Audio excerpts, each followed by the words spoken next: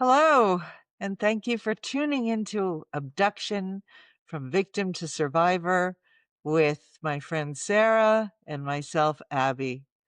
Our podcast is about family abduction, custodial conflict, and the stories of those who've lived through it. Sarah and I are so very passionate about helping people understand what family abduction is, the harm it causes to the abducted child, the searching parents, and of course, to those who love them. We do this by sharing the stories of those affected and having discussions with experts in the field. And we do our best to create a safe space for heartfelt and difficult conversations. So I'm Sarah, and I was abducted by my father as a 4-year-old, and I was raised in hiding. My identity was changed numerous times, and I was told lies about where I came from and where we were going. I was one of the first children placed on a milk carton as a missing child in the 80s. And the day I actually found myself on one of those cartons was one of the many turning points in my life. And I look forward to sharing my story and my journey with you. And my son was abducted from me and his whole entire life when he was 10 years old. Family abduction wasn't taken seriously in 1997, and it was almost impossible to get help as it was believed that the child is okay because they're with the other parent. But he wasn't. My son was betrayed and taken from his life and everything and everyone he knew by a person that he trusted, his father.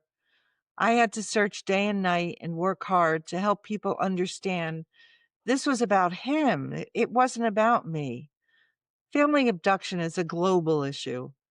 Cases cause trauma and heartache for all involved and often cause diplomatic crisis between countries. We want to emphasize that time is of the essence when it comes to recovering abducted children. The longer they remain missing, the more pain and trauma the children will experience. We are in this together. And today, Sarah is using her voice as we invite others also. But today is a very special day because she is using her voice to tell her story, her journey of being an abducted child and taking us through the many years of what happened to her and how she has worked so hard to heal and be the amazing person she is and the voice for others. I am so honored to call Sarah my friend. She is so amazing. I met her, oh my gosh, I don't know how many years ago, maybe, well, I know it's over 20. Mm-hmm. Definitely. 25 Yes. at the National Center for Missing and Exploited Children. We were both there for different programs, and we had the opportunity to meet, and I had the opportunity to hear Sarah share her story, and I was so moved by her courage. And through the years of, I have watched her grow and thrive and be the strong, authentic, determined woman she is today.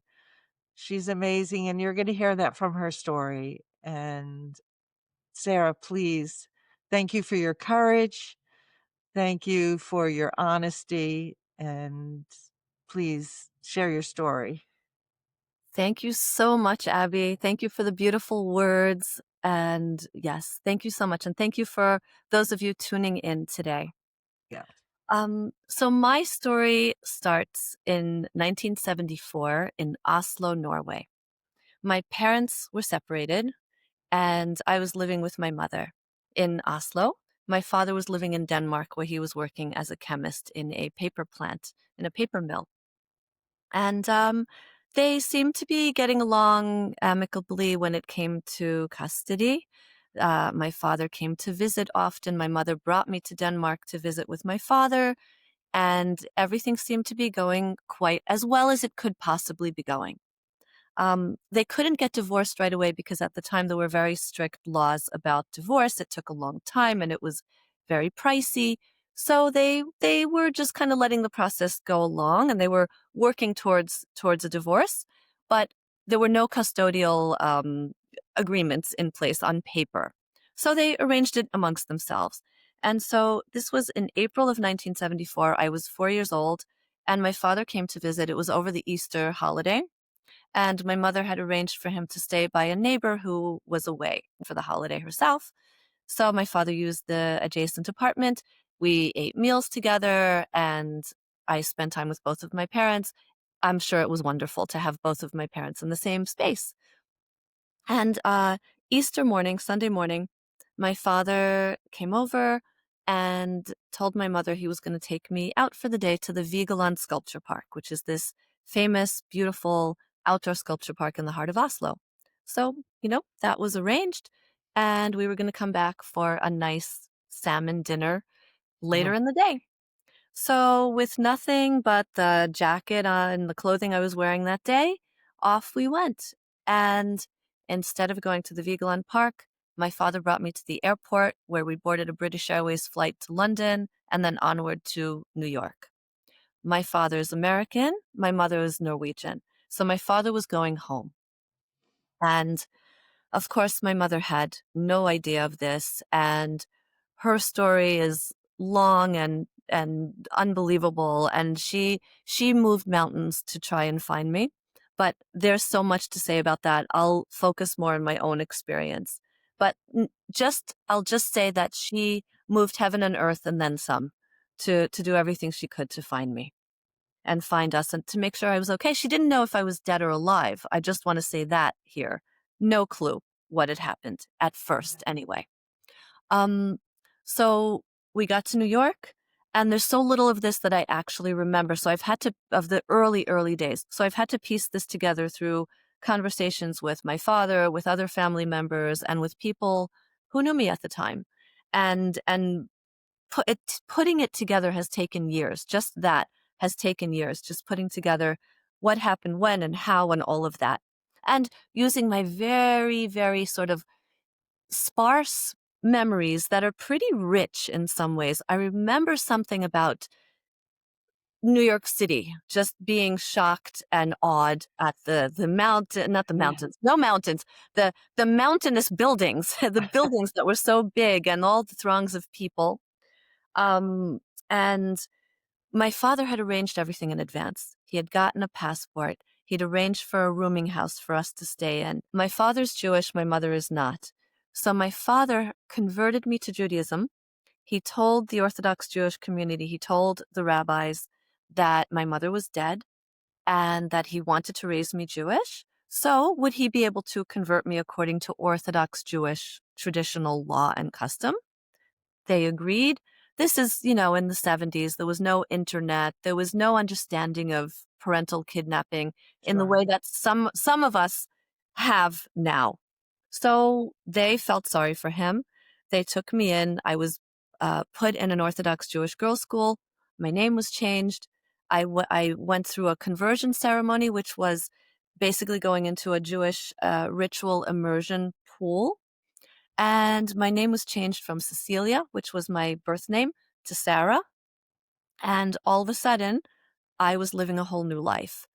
And over time, the way I understand it today, over time, my memories of Norway and my mother were sort of covered up.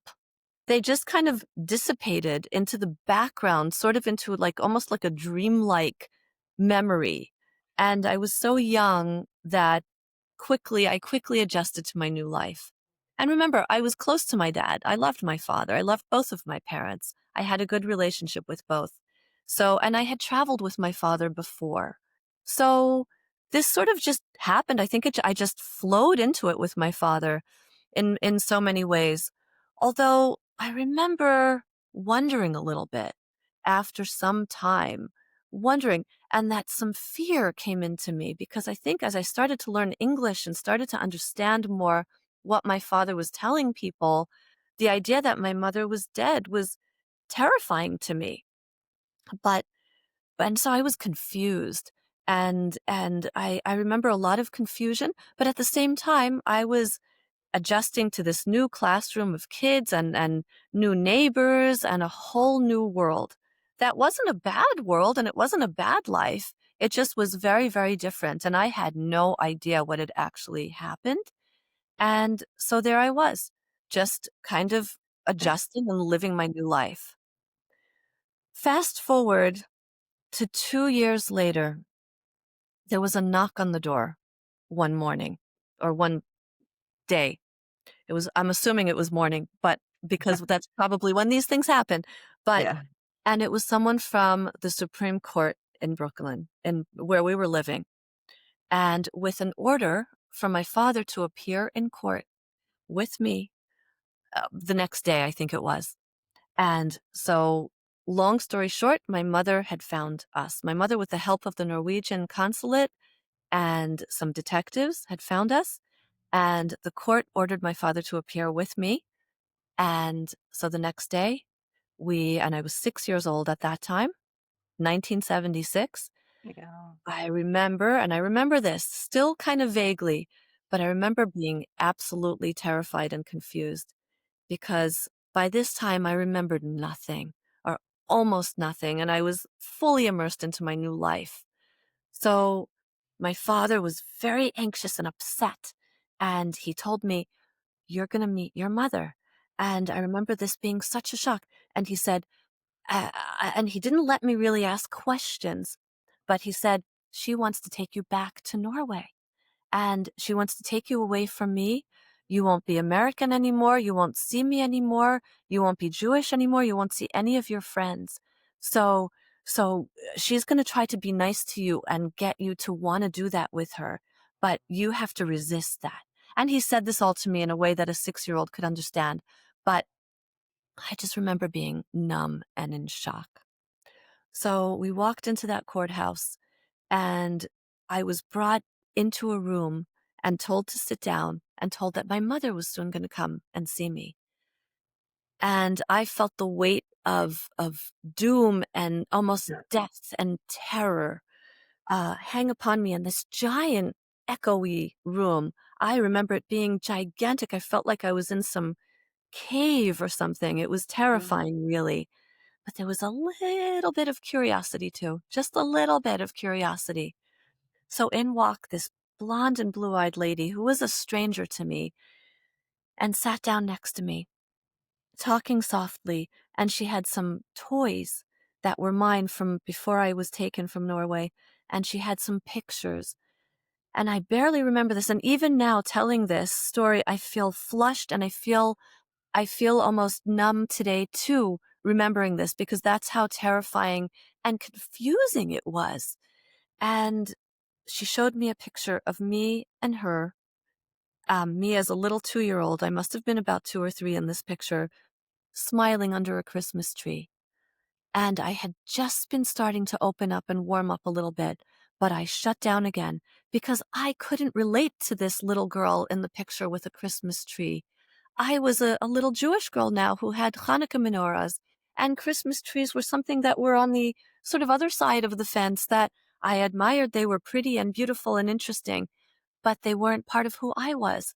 So even at that young, young age, I understood that. And I felt torn and pulled right at that very moment, and absolutely terrified.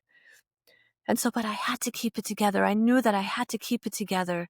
And I kind of liked this sweet, kind lady a little bit, but I also wanted to go back to my daddy. So it was just right then and there that unbelievable push-pull started that absolutely tore my heart apart. And I lost some innocence that day, like a lot of some safety and innocence that little children have that I had lived with unknowing what was actually going on in the background of my life. Sure. And at that moment, it all turned around. Um, and so the next weeks were filled with visits with my mother. She was staying in an apartment somewhere nearby, and I would go and visit with her. And the idea was that I would get to know her and feel safe and comfortable with her. And the judge had decided that I was going to spend the upcoming summer. This was maybe April or maybe even early June when all this was going on. And I was to go to Norway for that summer, reacquaint with my mother, reconnect with my Norwegian heritage. And then my mother was to bring me back to New York for a final determination of custody. And so I was starting to warm up to this sweet, kind woman. But back home, because I was still living with my dad and going to school. Back home, I was getting a lot of pressure from my dad. What is she telling you? She's acting sweet, but she's really not. She wants to take you away from me. And she doesn't want you to be Jewish. And she doesn't want you to be Sarah. She wants you to be who you were when you were a little girl. And I was just torn apart, absolutely torn apart, but numb at the same time.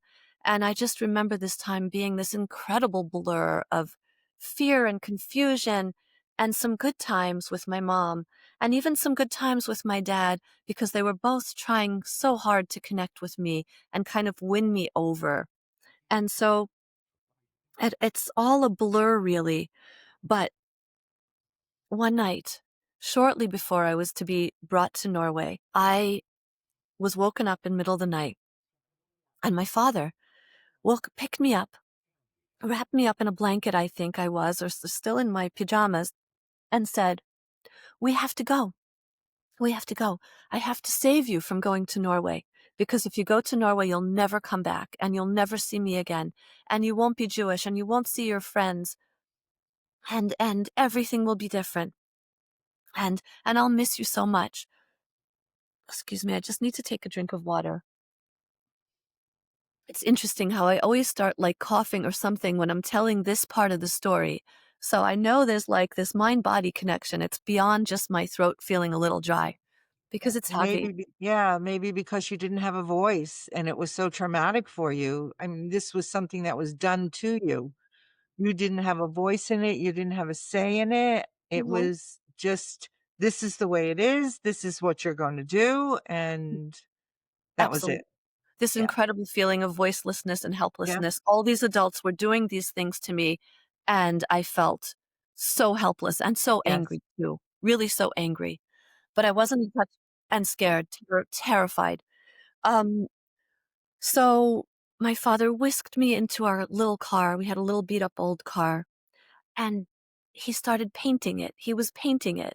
So I smelled the smell of paint, and I was laying in that car in a back alley somewhere in Brooklyn. And he painted that car. I might have even helped him, and yet was numb and terrified and sad. And when he was finished painting the car, he got in. He told me to stay laying down because he didn't want any cops or anybody to see my little head peeking out of the back seat. And off we went. Off we drove into the moonlight. And and that was the start of years and years and years of living life on the run. We moved from California to Miami to Texas to Canada to Mexico. My name was changed many, many times.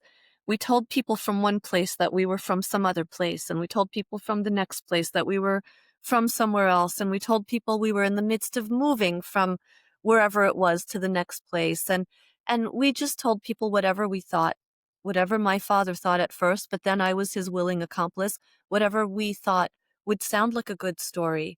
And my father had an arrest warrant, so he couldn't work anymore as the respectable chemist that he was. He had built a really good career as a chemist. He'd worked for prestigious companies, but now all that was gone.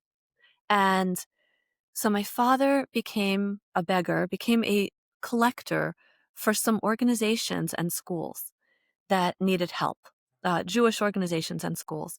And we supported ourselves by asking for money for people to help these schools, and my father would get a commission, part of the money, and that's the way we supported ourselves. So we were living in poverty most of the time. We were living hand to mouth. It was if someone gave us a $5 bill, we'd have some money to eat and some place to stay. And somehow my father managed to usually make enough money to put a roof over our heads. for that night or for a week or for a month, but it was very precarious. I never wanted for food to eat, but sometimes it was strange food. It could be, we'd get these little flimsy tin pans, and my father would buy some chicken and potatoes, and we'd try to cook these foods on a little stovetop in a cheap little motel somewhere in the middle of nowhere. So sometimes the food was a little bit raw or undercooked or Oh, overcooked. gee. Yeah, Yeah. burnt on one side and raw on the other. But I was always fed. Um, but sometimes it was little Debbie cakes or whatever else, and very strange and no real structure to our lives. I didn't go to school that much. I went to school for a week or two or a month or two or 3 months at a time, and that's about it. Some of these Orthodox Jewish schools were a little bit more informal. So my father was able to show up with me and say that we're going to be living here for a short period of time. I don't want my daughter to lose out on school. Would she be able to attend for a while? And generally speaking, people helped out because he told people that my mother was dead, Yeah. or he told some people that she was deeply unfit and wanted to harm me, so therefore he was on the run. So, Yeah. and the fact that she was not Jewish kind of didn't endear her to the Orthodox Jewish communities, because he also told them that she was a Nazi sympathizer, that she didn't really like Jews. And this was the post-Holocaust generation, essentially, and they didn't have the sophistication to understand that he was lying. And he was charismatic, he was very believable, he was educated, he was a kind man in many ways, he cared about a lot of social issues. So he made a decent impression, at least at first. And it was only over time that people started asking questions. Some people in the Orthodox community even went to the police, but by then it was too late. We were on to the next place, or we had a lot of near misses where the police were hot on our tail, but my father managed to get a heads up and escape with me. So, I mean, we traveled through 34 of the 50 US states, parts of Canada and Mexico, because at the time the borders were very easy to get through with just driver's licenses. My father didn't need a Yeah, they passport, were. Yeah. right? So it Yeah. was easy. So it wasn't like there was this nationwide tracking for and flagging for our names, at Yeah. least not consistently back at that time. So Right. there was, yeah. So there was an arrest warrant in the state of New York, and I think eventually it extended maybe to New Jersey and Pennsylvania, but that's about it. Interpol was looking for me for a time, but somehow it just my father we just kept going. They Yeah. didn't find us. My father became paranoid. It was very difficult. He had me at one point change my name to Max and put on a little kippah, a little yarmulke or skull cap on my head and pretend to be a boy. That was kind of fun but kind of ridiculous Yeah. and scary, because I didn't know whether in public restrooms to go to the ladies' room or the men's room. And Oh, at one wow. yeah, and at one point I went to a men's room. I'm sorry, I went to the ladies' room and a woman started yelling at me. She said, "You belong in the men's room, not in the girls' room here. What are you doing here?" I said, "No, but I'm a girl." And she looked at me with my kippah and my pants and my, t-shirt. I was dressed very boyishly. And she said, "What? Don't be ridiculous." I looked almost like she was going to like hit me. She was very angry, this woman. I understand in one way, this was still the 70s, Yeah. and I was seeming to be like disrespectful. How old were you? 8, 9, 10, Yeah. something like that. Yeah. I just, no, but I'm a girl. Do you want me to show you? I didn't Oh, show you. But it was that just stands out. It was like little, but it was big. It was, no, wait, don't tell me who I am. I'm telling you who you are. Believe me. But, it was, so that was fairly short lived. I finally, said, I'm not doing this anymore. So my yeah. hair had to grow out and I started wearing more feminine clothing again and felt better about that, because this wasn't my choice. This was my father's choice. Yes. Yeah. Um, and at one point, this was early on, I think right after the second abduction, the second go leaving, um, my father bought some red hair dye, and he showed me the picture of the pretty lady on the front of the box and said, "Do you want to have pretty red hair like her? I'm gonna dye your hair. We're gonna dye your hair, and you're gonna have beautiful red hair like her." So I was in the bath, and that hair dye smells really strong. So so he started pouring whatever it is on my head, and the smell and the burn on my sensitive little tiny Oh, young scalp, I started screaming and yelling, "No, no," and I'm thrashing, and he's like, "Wait, wait." Yeah, he didn't want the dye to get into my eyes, and I was just panicking. So thankfully he had a heart, and he quickly got rid of that hair dye, and we didn't proceed with that. But he told me, "Well, you're gonna have to be very careful now, because if they see you, they're just gonna snatch you up." And, he made you so scared. oh my god, I was terrified, but I really was terrified to go with Yeah, my mother, but he made it even much more terrifying. yes. And in my head, eventually, I had the idea. I got the idea. I don't know if it's something that my father helped foster in me, or it's my imagination at the time. I was a very imaginative child. Um, I had the idea that the only way that I was going to be brought back to Norway was in a box, in a wooden box. So I had this terror that somebody just could randomly just snatch me, throw me in a box, bring me to the airport, put me in, like, I guess the cargo area, I guess I had in my head, and that I would be screaming and yelling in that box, but I would be brought to Norway, a place that I had no memories of, where I would have to be a non-Jewish little girl, and I was a very proud little Jewish girl. I Yeah, I loved the Jewish community, and this was my community. These were my people at this point. So uh, it was terrifying. It was terrifying. And so years went by of always having, like, looking behind my shoulder and wondering if that blonde woman over there, because by that point I'd forgotten what my mother looked like again, was my mother, and if she had some people with her who were going to throw me in this box. And as time went on, I started, I'm sure, to understand that it wouldn't literally be a box, but still, that visceral terror was in me that I was going to be just snatched up and have no control and no voice, back to that no voice, and just be taken back to Norway, no matter what my will and desire was. Um, and more time went on. I became a young teen. Well, I'll say 12, yeah, 11, 12, 13, 14. My father became more and more erratic. He could be violent sometimes. There was this one evening where I started asking him about my family. Um, and just, "Well, what's the name of my mother's sisters and brothers? What's the name of my cousins? What's the name of my," I wanted to know his brothers and sisters' names too. He It was all a big mystery to me. I only got to see family very, very rarely.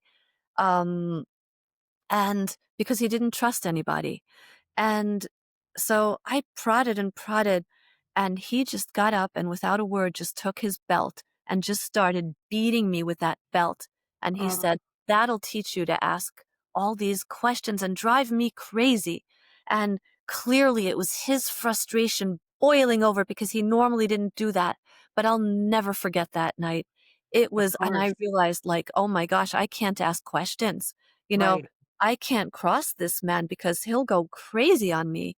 And I started to wonder about his mental state and about what was going on. It took time. I I got to see family only on occasion, and this story has so many tangents, and it makes it hard to really tell it coherently. But my father I had three half siblings. My father had been married years before he married my mother and had three boys, my three beautiful brothers. And years and years before my abduction, he had the marriage was going bad with his first wife, Ruth. as well as it did with my mother. And one day when she was in the shower, he took the two older boys. The baby was 6 months old and sleeping in his cradle. So he took the two older boys, abducted them first to Israel and then to Norway. And that's a whole long story. But in Norway, the Norwegian authorities eventually awarded my father full custody. And this was a case that was written up in the Norwegian legal sort of Oh, canon, um, that the Norwegian courts overturned an American and an Israeli court order that gave custody back to the mother, and said it's in the best interests of the children to stay with the parent they're accustomed to being with. So, and this was in the 60s. So the Norwegian courts awarded my father full custody. Their mother was only allowed to come to Norway once a year to visit with them under supervision, even though she had done nothing wrong. So, um, ultimately, I would learn this much later when I asked my father why he did what he did. One of the things he told me was, I got away with it the first time. I figured I'd get away with it the second time. oh my gosh. He said, you guys were my children too, and I wanted to be with you, and I wanted to influence your development and your culture and who you were. And I asked, do you regret it? He said, I caused a lot of pain. And I do regret some parts of it and some of the things that I did. But I also got to be with all of you, so that's what he said. Um, Yeah, but that's jumping way forward into the future. So back to my starting to recognize that things were maybe not as they seemed, that my father wasn't the good guy and the victim, and that my mother wasn't the bad guy and the perpetrator. yeah. I And how still old were you then? About how old?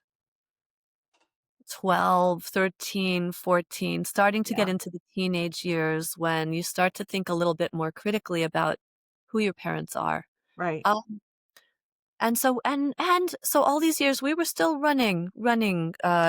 The longest I lived in any one place, um, from the age of 6 to 14 was about 6 months, 7 months. Normally it was a week or a month or maybe 3 months if I was lucky. Um, and it was very chaotic. And one of my brothers died in the meantime, and he died on the first day of Passover. And my father was convinced that he was killed because of anti Semitism, which we highly doubt to this day is based on any factual evidence.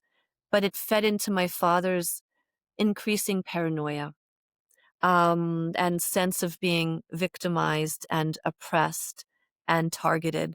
And so he became harder and harder to live with. We went to investigate my brother's death, and my father just became crazier and crazier. He was quite sure that I was a target and that I was going to be killed. And even though I knew rationally that wasn't true, it was very hard to deal with something like that. Of So it course. was, yeah, Yeah, it was crazy making. Um, I so one day we were somewhere in the Midwest and I was eating breakfast one morning and I was thankfully alone at the breakfast table. Um, and so what we did was my father would often ask Jewish people that we asked for money from. He'd say, "Oh, we're passing through for a few days. I don't really have any place to stay. Would it be possible to stay by you for a few days until we head off to, whatever he said?"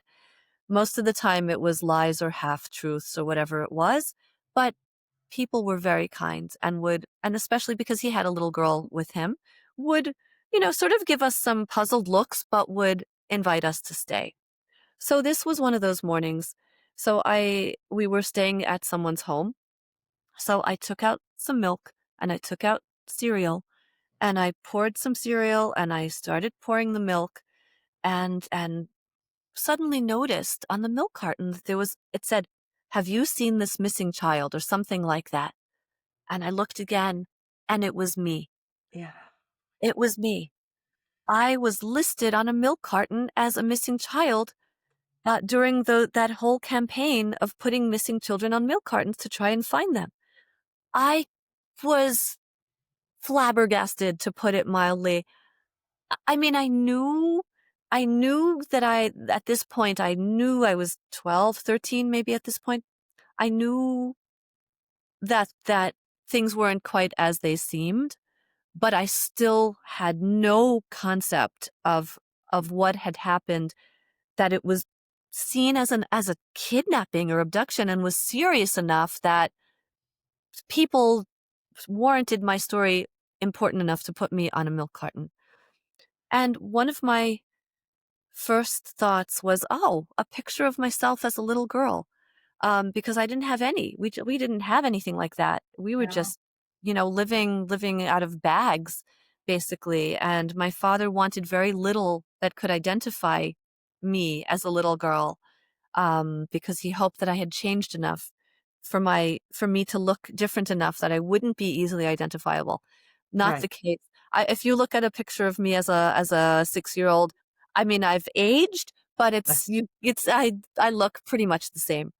So, but I was pretty thrilled to have a picture of me, but I was terrified that the family we were staying by would see this, and even more terrified that my father would see this, and then I wasn't sure where he would hide me or how he would hide me.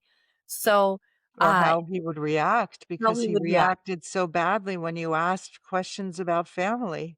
Exactly. Yeah. So, I ran to the bathroom and I poured out all the milk. I still feel a little guilty about that because it was pretty full carton, and cut out the picture of me, and then cut up in little tiny pieces the rest of this carton, and threw some of it in the toilet and flushed it. Sorry, people. I might have plugged it up. I don't know. And then threw the rest of it in the garbage and came back out and tried to pretend that nothing had happened. And I kept that little picture for a long time. My father did eventually find out about these campaigns, but somehow I don't remember there being a before and after of the way that he treated me or the way that we operated. So I think that he just doubled down a little bit on where we went and what and so on. But my fear was that he would take me to some log cabin in the middle of like Montana and hide me there. He didn't do any such thing. But he became more paranoid for sure. Um so time went on. At the age of 16, we embarked on what would be our last sort of cross country trip. We were going to go from Los Angeles back to the East Coast. We stopped in Chicago, and I was walking in the street in one of the Jewish neighborhoods in the heart of Chicago, and I hear Sarah. I hear my name being called by a very sweet woman who was the mother of a former neighbor in a town that we lived in New Jersey. We had lived in Lakewood, New Jersey for about 6 months. This Yeah. was the longest we'd lived pretty much anywhere. And so this was the mother of a neighbor who'd taken a real interest in me and had taken me under her wing. Um, Her name was Ilana. So Ilana's mother um, brought me over to her place for breakfast and then asked me if I would be interested in flying to New Jersey at their expense and staying with her daughter for a while. Her daughter was about to have a baby. Um, and really, though, it was kind of a ruse to get me away from my father because at Uh-huh. this point, Ilana was putting the dots together, and we had left without notice when we left Lakewood, and she was frantically trying to find where I'd gone. Wow. Um, and now she knew. And so really, this was all a ruse to really try and get me to stop this nomadic, crazy life that I was living with my father, begging for money, jumping from place to place. And so my father agreed and said that he would come and pick me up a few weeks later. In the meantime, though, Ilana and her husband and other community members, including a very respected rabbi, one of the leaders of the Orthodox Jewish communities of America, talked to me and convinced me that I didn't have to travel around like this anymore, that I could live a more normal, peaceful life, and that it was time to stop this. And this rabbi even helped me to recognize that I was very afraid of doing the wrong thing in the eyes of God. I was very religious. So you're supposed to respect your father and mother, but in this case, my father. And so I was afraid that this was too disrespectful of an action to leave my father, to tell him that I wasn't coming with him anymore.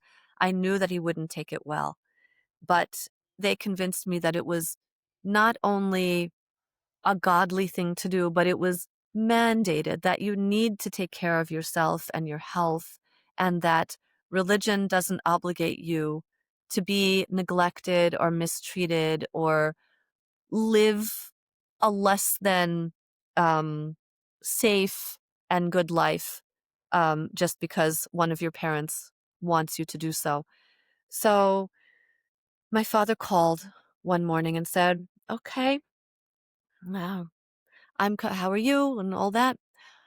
I could hardly breathe um, because I thought I knew what I was going to say. I wasn't sure. And he said, "All right, I'm going to come tomorrow around, 10 o'clock to pick you up and we'll leave."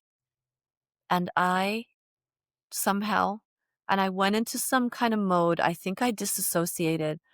I just out of my mouth, almost as if I was a robot, like it was almost like not me, but me. I said, "Ta, I'm sorry, but I'm not coming." How brave. So very brave. And that was another very huge turning point in my life. Another, in some ways, loss of innocence. Um, because there was silence on the other end of the line. And he told me that, and I don't remember if this was on the phone or when he came to visit. It was clear I wasn't going to go with him, but it's all kind of a blur because it was so intense. He said, "So you're going to betray me like your brothers betrayed me. And you used to be my sunshine, but you're not my sunshine anymore. I don't ever want to see you anymore. I don't want to see your children. You're dead to me." And it hurt so bad, Abby. Even though I was really understanding that this man was not well, he was still my beloved father, and to hear those things coming from someone who I thought loved me so much was devastating, Yeah. devastating. That day was really stands out as um, a horrific, a horrific but necessary turning point in my life. From the time you were 4 years old until that day, you were 16, right? So Yes. all those years, he was the only constant in your life. Good or bad, whatever it was, he was the only one, and you were never in any place long enough to make a friend. You had no one else that you could confide in, no one else that you could talk to about how you're feeling or what was happening. And he Yep. was that not necessarily that you could talk to him about that, but he was the one constant in your life. He was, he Yeah. was. I mean, I had gotten close to I was very social, so I'd gotten close to people, but those bonds were constantly severed. Yes. And I would be able to draw on those relationships later on, but Okay. yeah, but there was no consistency. And it was heartbreaking because I mean, he used to sing me these little songs when I was little. "Sarah, Sarah, lemon pie, kiss the boys and made them cry. Sarah, Sarah, one, two, three, won't you always stay with me?" And, um, I mean, he loved me very much, but it wasn't a healthy he didn't have the other components of responsibility and all of those things. one of the biggest clues to me that what was going on wasn't right was when he told me, even as I was getting older, I told him one day, I said, "Ta, I'm old enough now that a court won't force me to go live with my mother if that's not something I want to do.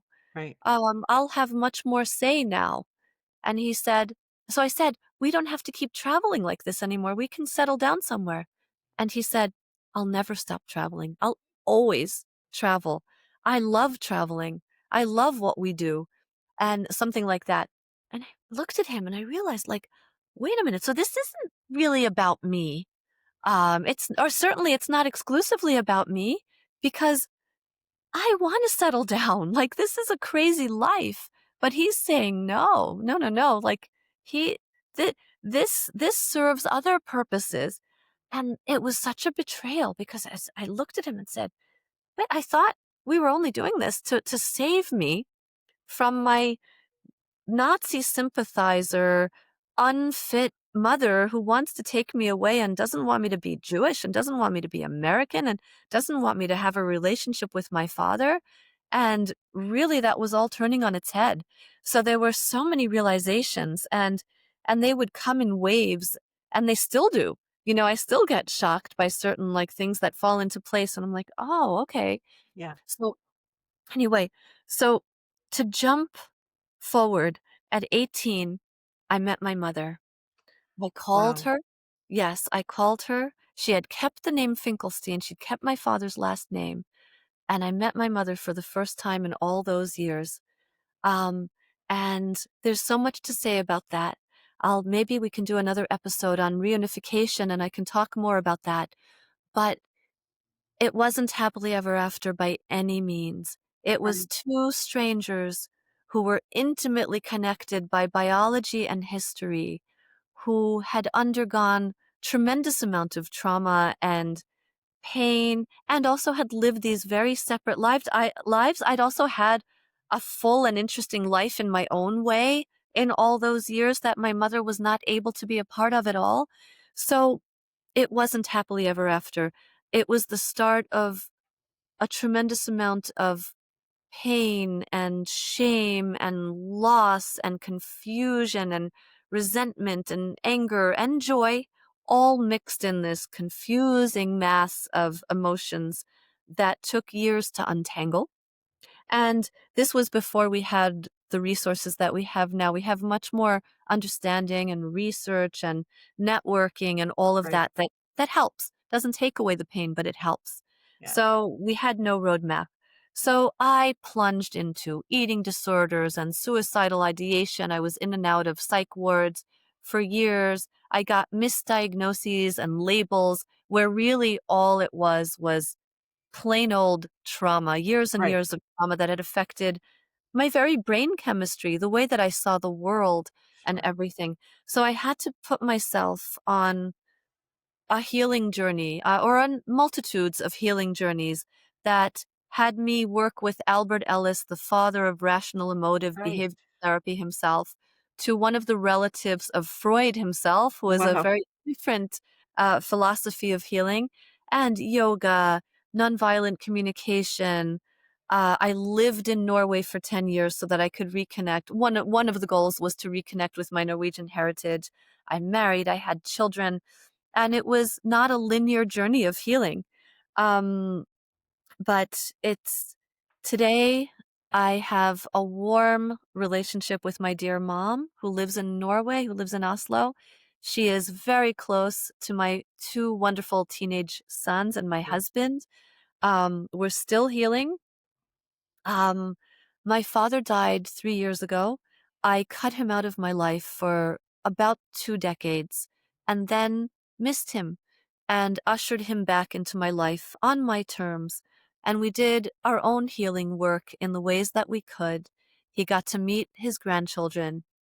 I got to enjoy the sweet and kind parts of my father because he had those parts in buckets and spades. And we got to talk about some of the pain in real ways. And I also understood that my father suffered from paranoid traits, severe paranoid personality disorder. I might be saying that wrong, but he struggled, and that informed his worldview. And when both of his wives left him, he in his mind, they were turned into evil people, bad people, and then all Yes. bets were off. It was just and even righteous for him to remove the children from these terrible women who, in his mind, and he really believed they had both slept with the milkmen, that they were both anti-Semitic, they're both non-Jewish women, that they both were dangerous in some ways. So the issue of mental illness plays in here very, very greatly. And once I started understanding more of what my father had dealt with and his own independent of this paranoia, um, that he had dealt with a lot of trauma in his life. None of that excuses his behaviors, his actions that causes tremendous and needless pain and suffering to so many people, including himself. But at least it helps me to understand and turn this story from this family story from something black and white, good and bad, to something much bigger and more expansive, and yet being very clear about right and wrong. So, um, there's so much more I could share. This story has so many tangents, and perhaps our listeners will be left with some questions because there's just so much. Yes. Um, Feel free to ask questions in the comments. Send us questions. There'll be more about my story in future episodes. I'll refer to it for sure, but this is at least sort of an overview of my experience. And yeah, Yeah. so that's an overview. Yes, Sarah, you did. I mean, you really focused on key points on the trauma of it, what it does to the child, and you really did a beautiful job of putting it together and helping people understand it's not right. It's not right to take a child. That children are not possessions, that you had your own feelings separate and apart from your father that had to stay inside of you for all of those years. And you have done such a tremendous job of healing. I mean, you have been on a roller coaster ride and you have come out on top. I mean, just how you have healed yourself, what you do for other people, how you help other people heal has been, you're a gift. You are an absolute gift to people, and Thank you, Abby. thank you. Thank Thank you you. so much. Yeah, it's so important that we share our stories because Yes. there's so many misconceptions about parental child abduction. I Yes. I was okay because I was with a father, but I was not okay at all at the same time. And, Yes. I just want to remind our audience that a significant enough number of parents commit crimes of passion. They Yes. kill their children rather than have them go back or be Yes. together with the other parent. So there's that. And I Yes. also, and this is very important. I just want to say one thing that I feel is very important. It happens to be that in both of our cases, you and me, Abby, the abducting parents, the taking parents were the fathers. But mothers do this just as much. It's And almost 50-50. it's almost Yes. 50-50. And this is not about a fathers versus mothers or male versus female No, kind of it's thing by not. any means. And I want you all to know that Abby and I are very, very aware of that. And you will be hearing many stories uh, from dads whose children were taken and of children who were taken by their mothers, or by others, sometimes grandparents. So Yes. I just want to make sure to point that out. That Yes. That's a yes, we're good very point. aware. That Yes, really is, and thank you so much. I'm you. so Thank you, Abby, pleased with, and thank you, yeah, everyone. and my heart goes, I wish we were together now so I could give you a big hug because We could do it's the online hug, hugging you and our listeners. Thank you, Abby, for being yeah. such a wonderful and warm and safe space to share this with. Thank you. Thank you. And now what we're trying to do with our guests too, and Sarah is the co-host and a very significant, important part of our podcast. And but today she is a guest, and I just want to ask you, what is the one thing that you want to leave our audience with? What is the most important thing that you want them to know? So, short term benefits or gains of abduction do not justify don't pan out in the long term. They will not. They will backfire on you as a potential abducting parent. They backfire on everybody. Abduction is not love. Abduction is a drastic and unnecessary act in the absolute vastest majority of cases and will backfire. It will cause irreparable harm to the children. They will have to do tremendous healing work for the rest of their lives in some way, shape, or form, and it's just not worth it. So that's the understatement of the year. Yeah. But yeah, it'll backfire. It'll backfire on everybody, and it causes tremendous pain and harm. That's an excellent point. It really is. And something that, this is an act of emotion. It's not something that's really thought out. Even if people do plan it and plan it for a long time, it's still just an act of emotion, not really seeing the child as an individual and them having the right to be in their life and Yes. be with everyone. So, yeah, thank you so much. My And pleasure. you're Thank greatly you. appreciated, and I commend you for your courage. Thank you, Um, Abby. Likewise. yeah. And now, as we come to an end of our podcast, I am going to share my screen and show a picture of a missing child.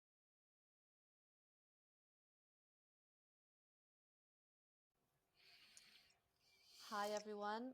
This is Sarah and Abby with Abduction Victim to Survivor. With our weekly PSA, we want to highlight a missing child each week. So this week we have little Jasper Michael Spears, who's been Yeah. missing since December 7, 2024. How cute is he, Abby? He's so adorable. Adorable Yeah. little guy. So Yeah. right now he's a year old. He went missing from Chattanooga, Tennessee.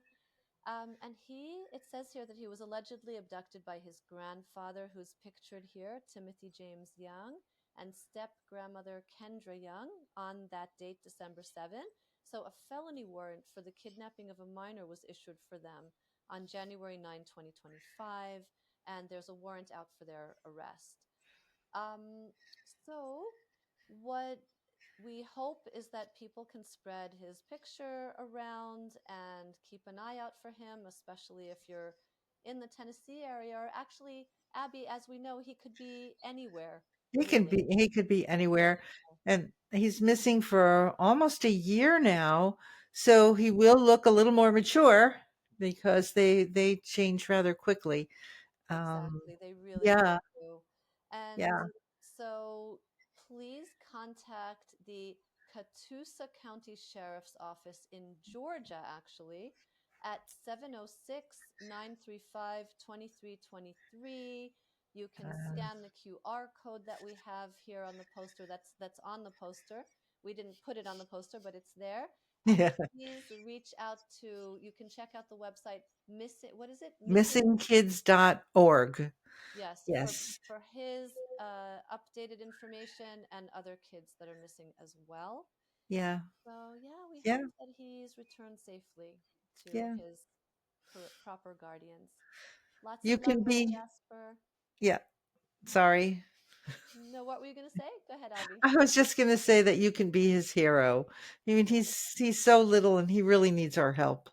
yes, yes. Yeah. Let's hope for his safe return. Yes. Thank you, everyone. Thank you. Bye. Thank you so much for tuning in to Abduction Victim to Survivor. And we would appreciate it very much if you would subscribe to this channel and come and visit us again next Tuesday when we upload episode 4, which will be a father who was searching for his son for 25 years. So thank you again very much, and we appreciate your tuning in, and please leave your comments, any suggestions, and we'll see you next week. Thank you.